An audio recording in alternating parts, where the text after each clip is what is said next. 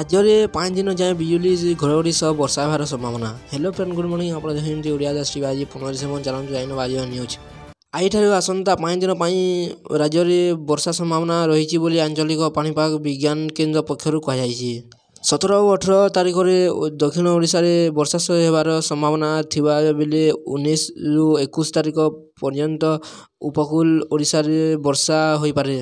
बंगोपसागर रे लघुचापर सक्रियता सह राज्य मध्यकू प्रवेश करुथिबा वायुर दिशा परिवर्तन को नहीं हालुकारु मध्यम धरणर वर्षा सह बिजुली और घड़घड़ी हेबार संभावना रही।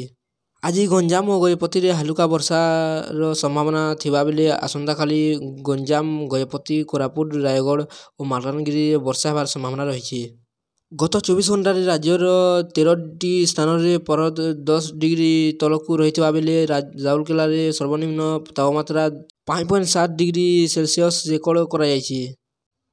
पहाड़िया अंचल जी उदयगिरी रे सर्वनिम्न तापमात्रा 4.7 मिसी वर्षा रेकर्ड होइछे।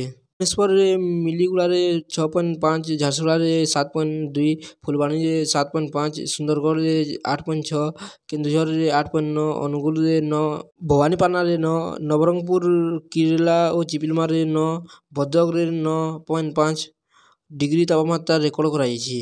सेहीपरि 19 तारिख ठारू वर्षार परिमाण बढ़िबा सह बिजुली घड़घड़ी सह हालुकारु मध्यम धरण वर्षा को नहीं गंजाम, गजपति, रायगढ़, कंधमाल, कलाहांडी, मालकानगिरी, कोरापुट और नवरंगपुर जिला को येलो वार्निंग देइछि पाणीपाग विभाग। डिसेम्बर 20 तारिख रे पुरी, जगतसिंहपुर, खोर्धा, गंजाम, गजपति, जगतसिंहपुर, केन्द्रापड़ा, मयूरभंज, केन्दुझर, देवगढ़, सुंदरगढ़, झारसुगुड़ा, बरगढ़, संबलपुर, सुवर्णपुर और बलांगीर अंचल में हालुकालु मध्यम धरण वर्षा होवार संभावना रही।